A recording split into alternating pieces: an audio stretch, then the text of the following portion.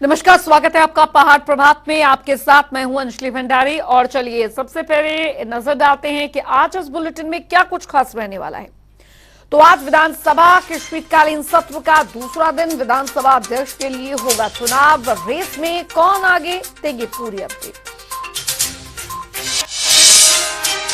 विधानसभा के शीतकालीन सत्र का पहले दिन कैसा रहा और इस खबर की देंगे विस्तार से जानकारी। पहले दिन क्यों हुआ सदन में हंगामा, विपक्ष ने किस मुद्दे पर किया वॉकआउट, इस खबर की देंगे पूरी अपडेट। कैसा है हिमाचल में मौसम का मिजाज, कहां पारा पहुंचा बिंदु से नीचे, दिखाएंगे आपको खबर।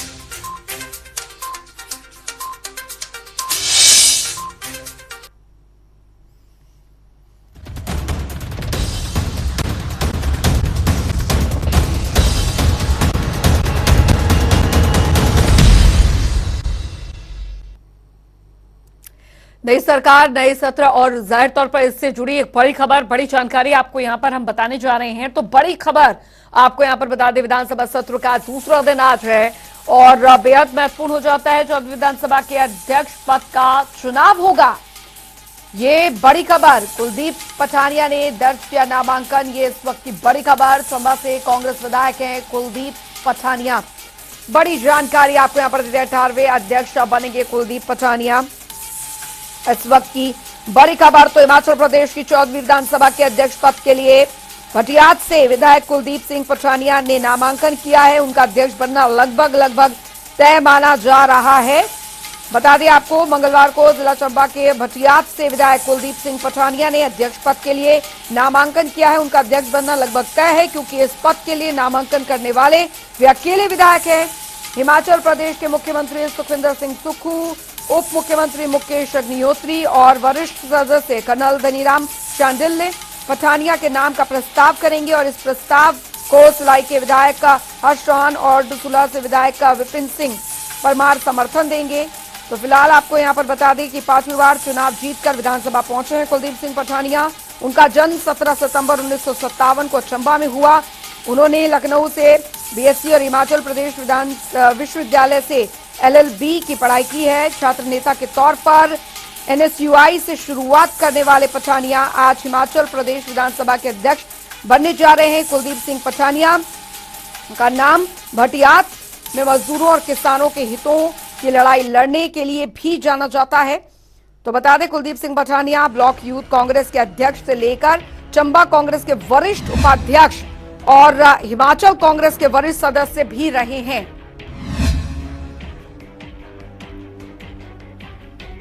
तो कौन है कुलदीप पठानिया, वो हम आपको ग्राफिक्स के जरिए बता रहे हैं। कुलदीप पठानिया के बारे में दूसरी बार 2003 आजाद चुनाव लड़कर विधानसभा ये पहुंचे।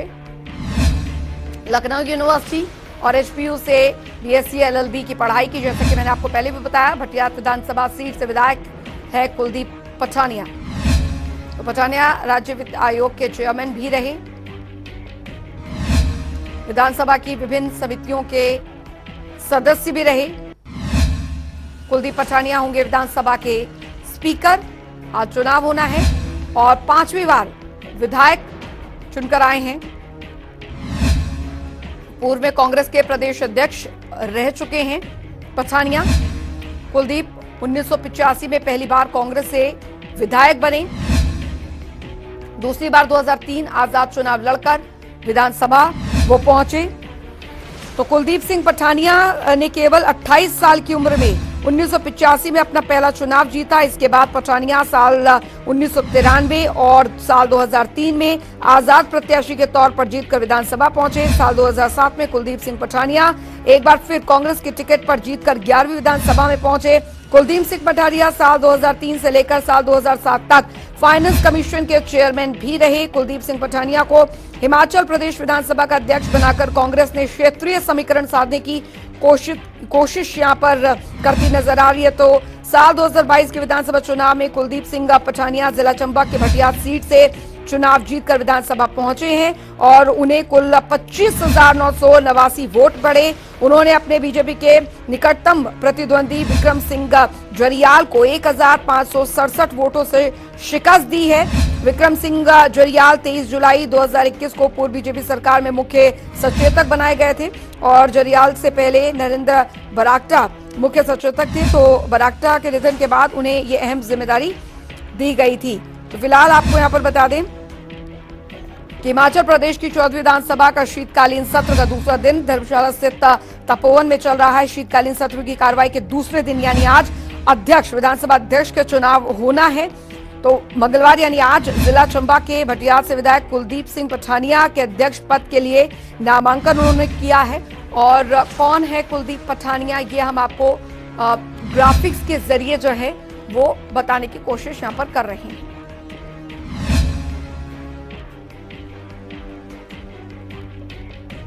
तो उनका अध्यक्ष बनना यानी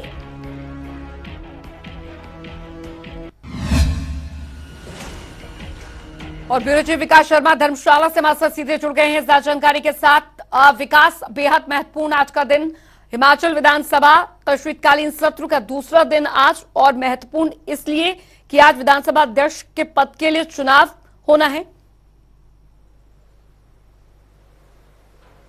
बिल्कुल, देखिए, और एकमात्र नाम जो है वो सामने आया था कुलदीप सिंह पठानिया का। कुलदीप सिंह पठानिया चंबा जिला के भटियात से एक बार फिर से विधायक बनकर जो है वो विधानसभा पहुंचे हैं।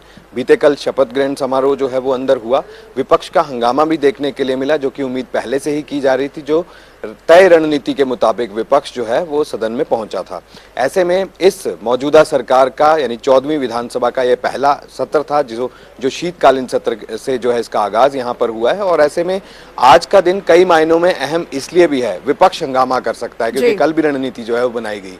आज भी सदन में जाने से पहले जो है वो बैठक होगी, इस तरह की बात सामने आ रही है। लेकिन रणनीति क्या है? रणनीति है सत्ता पक्ष को घेरने की, कि जिस तरह से पिछले 9 महीने के कार्यकाल को, जो जयराम सरकार का 9 महीने का कार्यकाल था, तमाम जो निर्णय थे उनको रद्द किया गया। ऐसे में बड़े संस्थान एक बड़ा मुद्दा जो है वो यहाँ पर बने कि कार्यालय, चलते हुए कार्यालय को किस तरह से डी नोटिफाई जो है वो यहाँ पर किया गया। बदले की भावना से काम करने के आरोप जो है वो यहाँ पर लगाए गए, जो बीते कल की घटनाक्रम जो है सदन के भीतर दिखा। हंगामा भी हुआ, शोर शराबा भी हुआ, लेकिन इन सब के बीच आज विधानसभा स्पीकर का चयन जो है वो यहाँ पर होना है, क्योंकि एकमात्र नाम यानी निर्विरोध कहें तो गलत नहीं होगा कि निर्विरोध रूप से कुलदीप सिंह पठानिया का चयन जो है वो आज हो जाएगा और आज अध्यक्ष पद पर वो बैठेंगे। इसके साथ ही डिप्टी स्पीकर का चुनाव भी जो है वो आज होगा और उसके बाद राज्यपाल का अभिभाषण जो है वो आज होगा। अगले कल की अगर बात करें तो 2 धन्यवाद प्रस्ताव होगा, उसके ऊपर कल चर्चा होगी। लेकिन विपक्ष, जैसे कि पिछले कल जो सीमेंट के प्लांट का मुद्दा था या डी नोटिफाई करने का मुद्दा था, अलग अलग चीजें जो है वो विपक्ष कल कह रहा था। बदले की भावना से काम करने के आरोप जरूर लगाए जा रहे थे। सत्ता पक्ष ये कह रही है कि जब बजट का प्रावधान नहीं था, महज चुनावों में फायदा लेने के लिए जो है इस तरह से घोषणाएं की गई। और वहां पर अगर सीएचसी, पीएचसी यानी कि ये वो संस्थान हैं जहां पर लोगों की बीमारियां जो है वो ठीक की जाती हैं, डॉक्टरों के बैठने की कोई व्यवस्था वहां पर नहीं है, यानी डॉक्टरों की तैनाती वहां पर नहीं है, सिर्फ एक कंपाउंडर के सहारे जो है ये जो प्राइमरी हेल्थ सेंटर है या फिर सीएचसी हैं ये यहाँ पर चलाए जा रहे हैं। इस तरह की बात सत्ता पक्ष की तरफ से की जा रही और बदले की भावना पर भी जो है सफाई यहाँ पर जो है सरकार की तरफ से आई थी। सत्ता पक्ष के जो विधायक थे धर्मशाला से सुधीर शर्मा, उनसे भी हमने बात की, मुख्यमंत्री सुखविंदर सिंह सुक्खू से भी हमने बात की थी। उनका भी यही कहना था कि इस तरह की चीजें नहीं है, महज सुर्खियां अखबारों की बने, इसके लिए इस तरह का घटनाक्रम जो है वो सदन के भीतर विपक्ष की तरफ से किया गया। फिलहाल ये चीजें जो हैं वो आज की रहने वाली हैं, लेकिन पिछले कल जिस तरह से वॉकआउट आखिर में जो है वो विपक्ष की तरफ से किया गया, कहीं ना कहीं ये इशारा जरूर करता है कि आज का दिन जो है वो शांतिपूर्ण ढंग से नहीं रहने वाला है। लिहाजा आज भी हंगामे होने के आसार जो है वो यहाँ पर नजर आते हैं, चाहे वो डी नोटिफाई करने का मुद्दा, क्योंकि सरकार के लिए विपक्ष की तरफ से जो है ये नसीहत थी कि आप पुनर्विचार कीजिए और कम से कम ऐसे संस्थान को तो बंद मत कीजिए जहां पर लोगों की मांग थी या फिर विधायकों की वहां पर मांग थी, जनता की मांग पर ये तमाम संस्थान या कार्यालय जो है वो यहाँ पर खोले गए थे। यहाँ तक कि आरोप ये भी लगाए गए कि 1952 में बनी एक पुलिस चौकी थी सुंदरनगर जिला मंडी में, ऐसे में उस पुलिस चौकी को भी जो है अस्थायी रूप से उसको स्थायी जो है वो पूर्व की जयराम सरकार ने किया था। लिहाजा ये जो सुक्खू सरकार है ये उसको आगे कंटिन्यू करे और इसके ऊपर विचार करे। तो ऐसे में बहुत ही कम समय में सत्ता में आने के बाद कांग्रेस की बहुत कम समय के भीतर जो है इस तरह से ताबड़तोड़ तरीके से चीजों को रद्द करना, निर्णय को रद्द करना, डिनोटिफाई करना और कई तरह के सवालिया निशान जो है विपक्ष की तरफ से खड़े किए गए थे। ऐसे में आज भी रणनीति कुछ इसी तरह की है कि कई तरह के सवाल जो है वो विपक्ष के जहन में है। विपक्ष जो है जनता से जुड़े मुद्दे आज सदन के भीतर जरूर जो है वो उठा सकते हैं अगर स्पीकर की तरफ से समय जो है वो यहां पर दिया जाए, क्योंकि चर्चा के लिए कांग्रेस पार्टी का जो रुख है वो बिल्कुल साफ है। बीते कल भी जो मुख्यमंत्री ने कहा कि हम मौका देंगे, हम बात करना चाहते हैं, आप चर्चा कीजिए, लेकिन चर्चा में आप तथ्यों के साथ बात कीजिए। कहां कहां ये ऑफिसेज थे, कहां कहां ये दफ्तर थे, कहां कहां ये संस्थान है और कितनी नियुक्तियां वहां पर हैं। पटल, सभा पटल पर जो है सदन के भीतर ये तमाम चीजें रखें जिससे जवाब जो है वो यहां पर दिया जा सकता है। बिल्कुल। चलिए, बहुत बहुत शुक्रिया इस तमाम जानकारी के लिए विकास। तो बेहद महत्वपूर्ण यहाँ पर हो जाता है कि आज भी हंगामे के आसार बने रहेंगे, लेकिन सबसे महत्वपूर्ण आज ये कि कुलदीप सिंह पठानिया जो कि जिन्होंने नामांकन यहाँ पर दायर किया है और उनका विधानसभा अध्यक्ष बनना लगभग तय माना जा रहा है क्योंकि उनका अकेला ही नाम जो है वो यहाँ पर आया है। लेकिन आज विधानसभा में एक बार फिर विपक्ष द्वारा हंगामे के आसार जो हैं वो कुल मिलाकर बने हुए हैं। मुद्दे काफी ज्यादा है क्योंकि सीमेंट फैक्ट्री का मुद्दा भी यहाँ पर काफी गरमाया हुआ है, डी नोटिफाई करने का विभागों को मामला जो है वो काफी गरमाया हुआ है।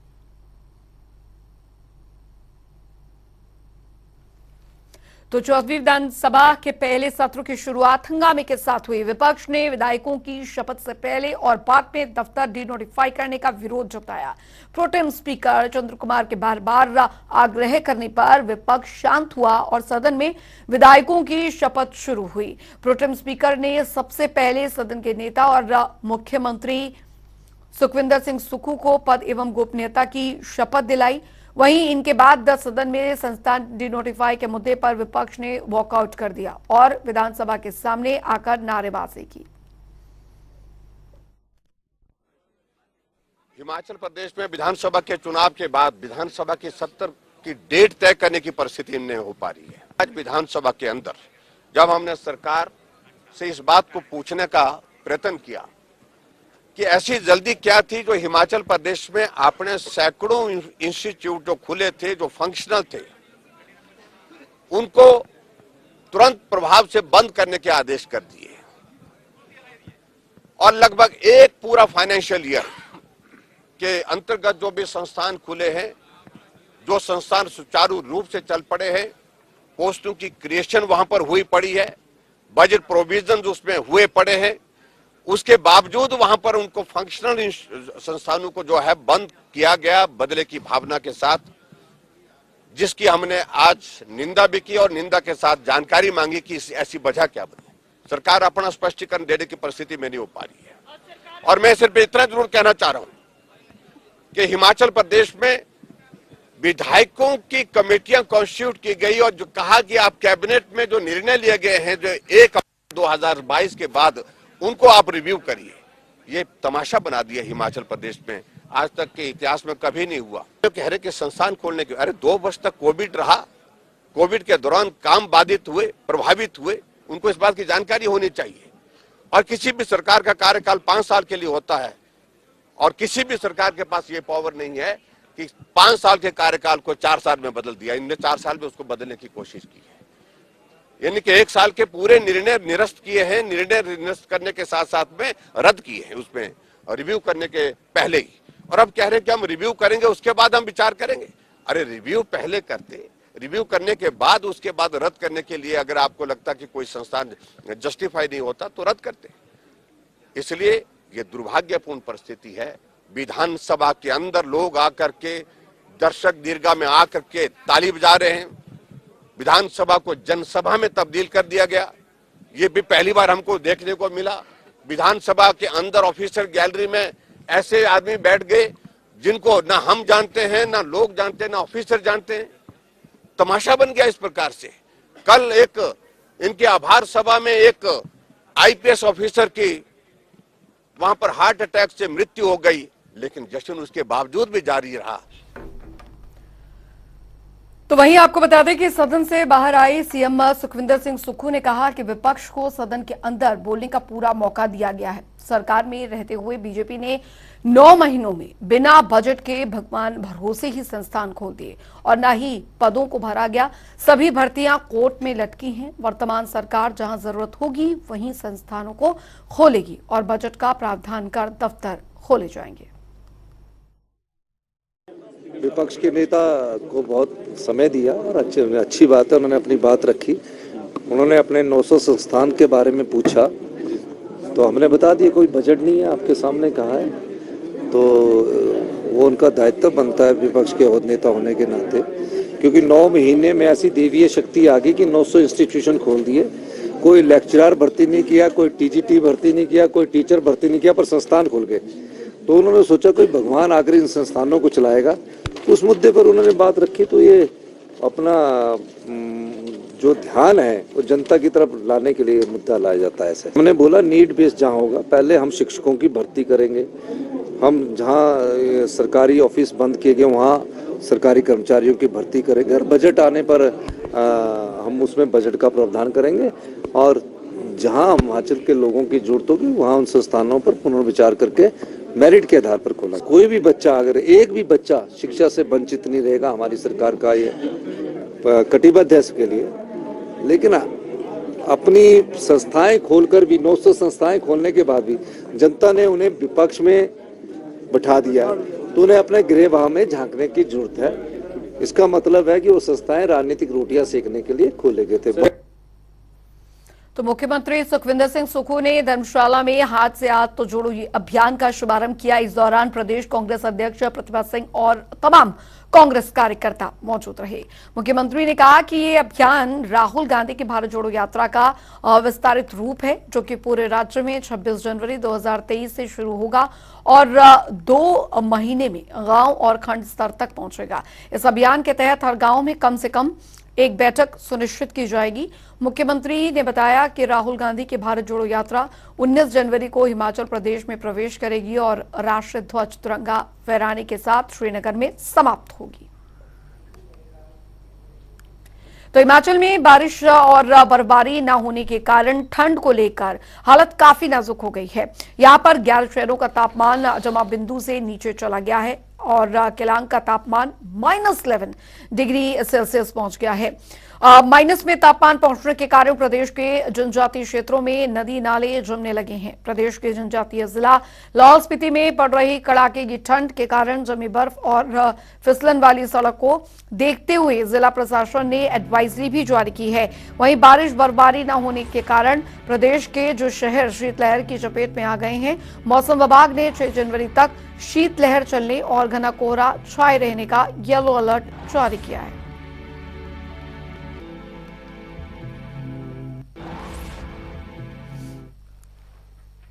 उधर आपको बता दें कि नूरपुर के जो सूर में प्रदेश कांग्रेस प्रवक्ता सुदर्शन शर्मा ने प्रेस वार्ता की और इस दौरान उन्होंने बीजेपी पर जमकर निशाना साधा और कहा कि कांग्रेस सरकार जनता से किए वायदों को पूरा करेगी। कल हमारे जोरावर स्टेडियम धर्मशाला में मुख्यमंत्री हिमाचल प्रदेश के ठाकुर सुखविंदर सिंह सुक्खू जी द्वारा आभार रैली की गई है। उसमें हिमाचल प्रदेश के 40 नवनियुक्त विधायक, जो कि संगठन की मजबूती का एक प्रदर्शन है और उसमें जनता ने भरपूर कोने कोने से जो कार्यकर्ता आए हैं, मैं उनका भी दिल की गहराइयों से धन्यवाद करता हूं। मैं हिमाचल प्रदेश की जनता को ये बधाई देता हूं कि आपने एक उचित समय पर उचित मुख्यमंत्री को चुना है और जिसका जो आपको भरपूर जो 10 गारंटियां दी हैं वो अति शीघ्र पूरी होने जा रही हैं, जिसके लिए आप चिंतित न रहिए।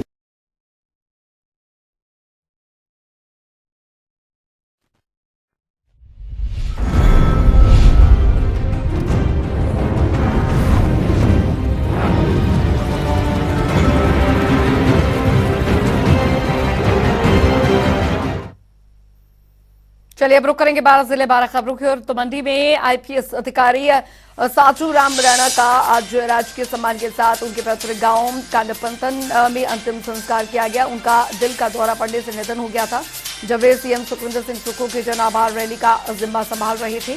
उनके निधन पर सीएम सुखविंदर सिंह सुक्खू ने भी परिजनों से मिलकर दुख जताया। उनके निधन के बाद उनके गांव में गम का माहौल है। हिमाचल प्रदेश के जिला मंडी में कुल्लू नेशनल हाईवे में से एक टैंकर पंडोर डैम में गिर गया। हादसे में 2 लोगों की मौत हो गई है। हादसे की जानकारी मिलते ही प्रशासन और पुलिस की टीम मौके पर पहुंची। गोताखोरों की टीम ने दोनों शवों को डैम से बाहर निकाला। मुख्यमंत्री सुखविंदर सिंह सुक्खू ने पर्यावरण को ध्यान में रखते हुए इलेक्ट्रिक बसों को बढ़ावा देने शुरू कर दिया है और इसी दिशा में कार्य को आगे बढ़ाते हुए नादौन में प्रदेश का पहला इलेक्ट्रिक बस डिपो बनाने की कवायद शुरू कर दी गई है, जिसके लिए HRTC ने दरअसल 24 कनाल भूमि का चयन कर लिया है। नादौन में बनने जा रहा बस डिपो पूरी तरह इलेक्ट्रिक होगा।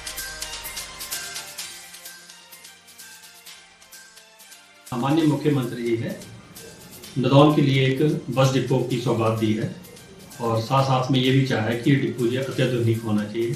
तो इसी के मद्देनजर रखते हुए वहाँ पर सिलेक्शन ऑफ लैंड जो आजकल चला हुआ है, जो कि आइडेंटिफाई कर ली गई है और ये टोटल 24 कनाल भूमि है और जितने भी डिपार्टमेंट्स इन्वॉल्व होते हैं उनकी लगभग सभी की एनओसीज हमारे पास आ चुकी हैं, जो कि हमने डीसी ऑफिस में जमा करा दी है। साथ साथ में मैं ये भी बताना चाह रहा हूँ कि ये जो बाकी के डिपो हैं उनकी तरह नहीं होगा, ये फुली इलेक्ट्रिकल डिपो होगा और इसमें जितनी भी बसें होंगी सारी इलेक्ट्रिकल होंगी।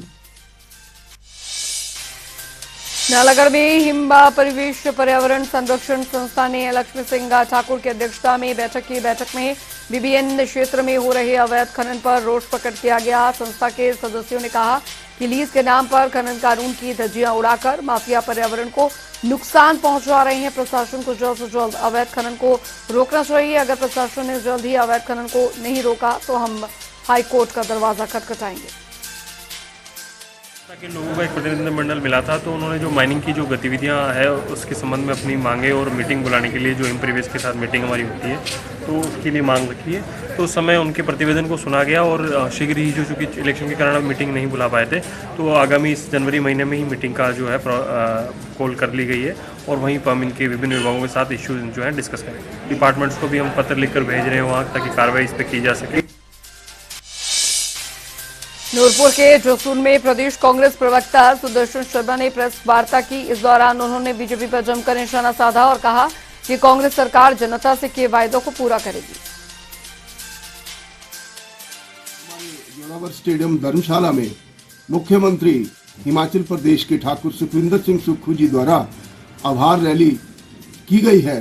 उसमें हिमाचल प्रदेश के 40 नवनियुक्त विधायक, जो कि संगठन की मजबूती का एक प्रदर्शन है और उसमें जनता ने भरपूर कोने कोने से जो कार्यकर्ता आए हैं, मैं उनका भी दिल की गहराइयों से धन्यवाद करता हूं। मैं हिमाचल प्रदेश की जनता को ये बधाई देता हूं कि आपने एक उचित समय पर उचित मुख्यमंत्री को चुना है और जिसका जो आपको भरपूर जो 10 गारंटियां दी हैं वो अतिशीघ्र पूरी होने जा रही हैं, जिसके लिए आप चिंतित न रहिए। सोलन पहुंचे साई पंचायत के एक किसान लायक राम ने कर्ज में डूबते किसानों की व्यवस्था बताने के लिए दरअसल किसान बचाओ देश बचाओ पैदल यात्रा शुरू की है। दून से शिमला पैदल यात्रा कर रहे हैं और ये यात्रा कोई साधारण यात्रा नहीं है, बल्कि वे कंधे पर भारी भरकम हल रखकर यात्रा कर रहे हैं। लायक राम ने गले में कीटनाशक दवाइयों की माली पहनी है और जिसके माध्यम से वे दिखाना चाहते हैं। हमारे अगर आलू और प्याज की 5 रुपए के रेट 20 से 25 रुपए आलू और प्याज की कीमत हो जाती है, टमाटर की कीमत हो जाती है, तो राजनीति वाले लोग दिल्ली की सड़कों पे धरना प्रदर्शन करते हैं कि हाय हाय आलू 25 से 30 हो गया, प्याज 50 हो गया, ठीक है। लेकिन वो इन दवाइयों का रेट नहीं देखते कि ये 5 ग्राम की दवाई हम 1000 रुपये में और 2000 में खरीदते हैं। ऊपर से बारिश की मार पड़ती है, कभी अधिक होती है कभी कम होती है, हमारी फसलें नहीं होती, हम कर्ज में डूब जाते हैं। जयराम मामा जी ने हमारी बात नहीं सुनी, हमारे लिए कुछ नहीं किया। अब हम सुक्खू चाचा जी से मिलने चाहते हैं, मिलने जा रहा हूं मैं, देखते हैं सुक्खू चाचा जी हमारी कितनी सुनते हैं। हिमाचल प्रदेश में पूर्व की बीजेपी सरकार में नई नगर निगमों का गठन किया गया, जिनमें से पूर्व सीएम जयराम ठाकुर के गृह जिला मंडी भी शामिल है। मंडी नगर निगम में आलम ये हो गया है कि यहां पर सड़कों को दुरुस्त करने के लिए शहर के पूर्व पार्षद ने वार्ड के स्थानीय लोगों के साथ मिलकर काम करना पड़ रहा है और विभाग की लापरवाही के कारण यहां पर सड़क बीते 8 महीनों से वन वे कर दी गई, जिससे यहां पर वाहनों का जाम लगा रहता था। यहाँ से पैदल चलने के लिए भी रास्ता नहीं रहता था, जिसकी वजह से काफी परेशानियां हो रही हैं। आईपीएच विभाग ने आकर इतना 200 मीटर भी नहीं है ये एरिया, जिसको 8 महीने लगा दिए सीवरेज थ्रो करने के लिए, और लोगों ने जो दिक्कतें यहाँ सहन की हैं वो तो असहनीय थी, अभी भी हैं। आईपीएच विभाग को सजग करना चाहती हूँ कि जो नई सीवरेज आप लोगों ने यहाँ डाली है वो सारी ब्लॉक है, और वो ब्लॉकेज कब खुलेगी, कैसे खुलेगी, कैसे थ्रो होगा हम नहीं जानते, क्योंकि हम देख चुके हैं उसको। जैसा कि आप देख ही रहे हैं, मेन सड़क है जोगिंदर नगर पठानकोट, आर्मी की गाड़ियां इधर से जाती हैं, और पिछले 7-8 महीने से इतना यहाँ जाम लग रहा है। और जो पाइपलाइन उन्होंने बिछाई है, ऐसे ठेकेदार को काम दिया हुआ है जो कि किसी काम का नहीं है। क्या हिमाचल में सरकार के पास ठेकेदार नहीं है? इतने अच्छे ठेकेदार हैं। ये बाहर से आके इन्होंने काम किया और नई पाइपलाइन बिछाई, सुबह उखाड़ते, दिन में उखाड़ना है इन्होंने, और रात को फिर वो खड्डा भर देना। सड़क को जल्दी से जल्दी पक्का किया जाए, क्योंकि आर्मी की सप्लाई जो है इसी रोड से जाती है। और सुबह इतनी ज़्यादा बच्चे जा रहे होते हैं, स्कूल की गाड़ी है, यहाँ आधा घंटा लोग फंसे रहते हैं, पैदल चलने के लिए भी रास्ता नहीं रहता है। और जो है सारे मोहल्ले वाले यहाँ सबको खांसियों से परेशान, लेकिन अभी भी इसको पक्का तो ही करेंगे डिपार्टमेंट वाले। और ये नाली भी जो बनाई, अगर इसको ऐसी खुला ही रखेंगे तो पता नहीं अब इसके ऊपर क्या उसके टेंडर होंगे नहीं होंगे, कि इसके लिए भी मोहल्ले वालों को सोचना पड़ेगा। कृषि विकास केंद्र दौलतकुआं के सहयोग से सिरमौर जिला मुख्यालय नाहन में किसानों के लिए एक प्रशिक्षण शिविर का आयोजन किया गया, जिसमें कि मुख्य रूप से किसानों को प्राकृतिक खेती के बारे में जानकारी दी गई। मीडिया को जानकारी देते हुए जिला उप निदेशक कृषि विभाग राजेंद्र ठाकुर ने बताया कि इस प्रशिक्षण शिविर में किसानों को बताया जा रहा है कि कैसे किसान प्राकृतिक खेती के जरिए अपने उत्पादन और उत्पाद की गुणवत्ता को बढ़ा सकते हैं। पच्छाद ब्लॉक के कुछ किसान थे, उन्हें हम प्राकृतिक खेती के बारे में ट्रेनिंग दे रहे थे कि किस तरह से वो अपनी कॉमर्शियल क्रॉप्स, ये लोग ज़्यादातर टमाटर खरीफ में और विंटर में मटर और लहसुन का उत्पादन करते हैं, तो प्राकृतिक तरीके से खेती करके कैसे ये अपना जो उत्पाद है उसकी गुणवत्ता बढ़ा सकते हैं और अपने खेतों में आने वाले और बीमारियां या मॉइस्चर रिलेटेड जो प्रॉब्लम है उसको कैसे आप टैकल कर सकते हैं। जिला सिरमौर के पौंटा और तिलौरधार ब्लॉक के अंतर्गत महिला समूह के सदस्यों ने लिंग आधारित हिंसा के खिलाफ अभियान को लेकर जागरूकता रैली निकाली है। जागरूकता रैली विभिन्न पंचायतों में निकाली गई है। जागरूकता रैली में शामिल महिला समूह के सदस्यों ने लड़का लड़की में भेदभाव करना बंद करो जैसे नारे भी लगाए। अलग है, उसमें हमारे 18 बीओ जुड़े हुए हैं, जिसमें हमारी अभी 1800 महिलाओं का एक संगठन बना हुआ है। इस संगठन के माध्यम से आज हमने जेंडर के ऊपर जो कि ब्लॉक के माध्यम से प्रोग्राम चला हुआ है, एक रैली का आयोजन किया है और इसमें महिलाओं ने शपथ ली है कि आने वाले समय में जो लड़का लड़की में भेदभाव किए जाते हैं या हमारे आसपास के जो अत्याचार या हिंसा जो होती है उसके विरुद्ध महिलाएं आवाज उठाएगी। चलिए, पार प्रभात की खबरों में अभी के लिए फिलहाल इतना ही। आप बने रहिए जनता टीवी के साथ। एक ब्रेक।